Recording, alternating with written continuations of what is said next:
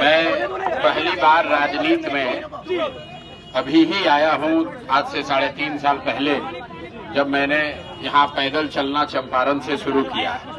और उसका एक ही उद्देश्य रहा है कि बिहार में व्यवस्था के परिवर्तन के लिए जो यहाँ पर सबसे पहला काम है कि लोगों का राजनीतिक बंधुआ मजदूरी खत्म किया जाए।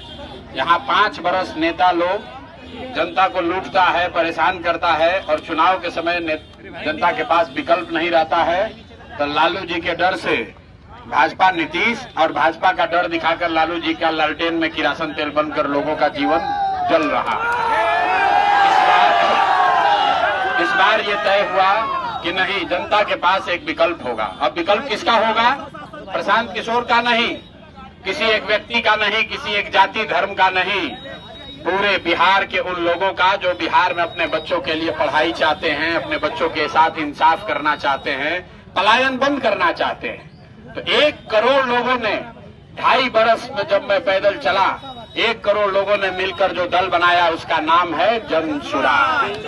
और इसका चुनाव चिन्ह है स्कूल का बस्ता।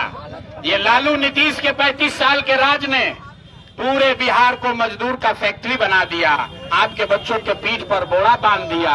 तो अगर वो पीठ के बोरा को हटाना है तो उसका एक ही रास्ता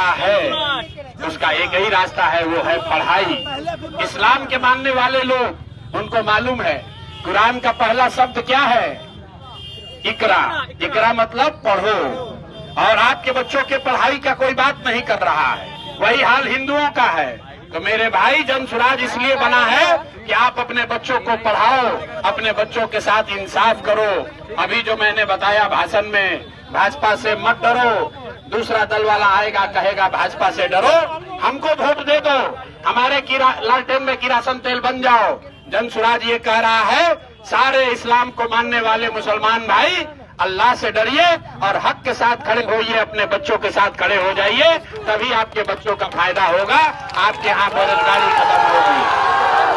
और अभी सारे समाज ने, सबने मिलकर लब्बैक कहा है। और यहाँ जोकी हाट की धरती से ये शुरुआत हुई है। अगले 15 दिन में पूरे बिहार में आप ये परिवर्तन का, बदलाव का लहर देखेंगे। 14 तारीख को एक नई व्यवस्था बनेगी जिसका नाम है जन सुराज। और जब ये व्यवस्था बनेगा तो और कुछ काम हो या न हो, पहला काम क्या होगा? आपके घर के जो बच्चे बाहर गए हैं मजदूरी करने, जो 10-12 हजार रुपया के लिए बॉम्बे में, दिल्ली में जाकर दोजख का जिंदगी जी रहा है, अपना पेट काटता है कि 5-6 हजार घर पर भेजेंगे तो हमारा बाल बच्चा खाएगा। जन सुराज ने पहला वादा किया है कि अगर जन सुराज की व्यवस्था 14 को बन गई तो आप में से किसी के बच्चे को, किसी के पति को, किसी के भाई को, किसी के भतीजा को 10-12 हजार रुपया के रोजी रोजगार के लिए अपना गांव अररिया, जो कि हाट, बिहार सीमांचल छोड़कर दूसरे राज्य में नहीं जाना पड़ेगा। तो भैया आपको तय करना है। अगर आप अपने बच्चों को, आपको राजनीतिक बंधुआ मजदूरी को जन सुराज ने खत्म कर दिया, आपके सामने विकल्प आ गया। अब आपको लालू के डर से मोदी और मोदी के डर से लालू को वोट नहीं देना है। लेकिन राजनीतिक जो आजादी मिली है, इसका फायदा तब होगा, आर्थिक आजादी तब मिलेगी जब 11 तारीख को आप बस्ता छाप पर वोट देकर सरफराज भाई को यहाँ से जिताकर सदन में भेजिए। सरफराज भाई को जिताकर भेजिए ताकि इस बदलाव के अभियान में जो कि हाट का एक बड़ा योगदान हो। एक साथी सिर्फ जो कि हाट का नहीं, पूरे सीमांचल का नेतृत्व करे, जैसे इनके वालिद पूरे सीमांचल का नेतृत्व करते थे, वैसे सरफराज भाई भी पूरे सीमांचल में मुसलमानों की आवाज बने, उनका नेतृत्व करें। इसीलिए ये अभियान में क्या हिस्सा बने हैं। तेजस्वी यादव भी आपकी बातों को दोहरा रहे हैं, प्रवासी मजदूरों को। मेरे भाई, यहाँ पर जितने लोग हैं, लालटेन को वोट देते देते उनका आंख थक गया। 30 बरस 35 बरस से तेजस्वी यादव यहाँ आए थे, क्या बोले? हम भाजपा को हरा देंगे, हम मोदी को हरा देंगे। मेरे भाई, बंगाल में मोदी को कौन पटका? यही प्रशांत किशोर पटके थे। आप बताइए, जब CA-NRC हुआ तो बंगाल में भाजपा वाला लोग कहता हम 200 सीट जीतेंगे, तो दीदी को कौन साथ कंधा लगाकर भाजपा को हराया? यही प्रशांत किशोर थे।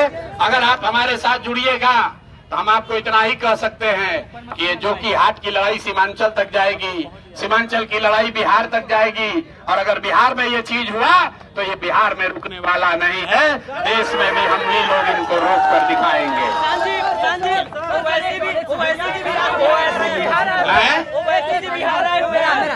भाई ओवैसी जी पर हमने पहले कह दिया, ओवैसी जी हमारे मित्र हैं, ओवैसी जी को हैदराबाद देखना चाहिए, और सीमांचल जो है वो सरफराज भाई जैसे नेताओं पर, सीमांचल के बच्चों पर छोड़ देना चाहिए। ओवैसी साहब जो कह रहे हैं वो मुसलमानों के हक की बात नहीं है। ओवैसी साहब ये कह रहे हैं कि सारा मुसलमान इकट्ठा हो जाइए, हम लोग लड़ेंगे, अपने हक की बात करेंगे।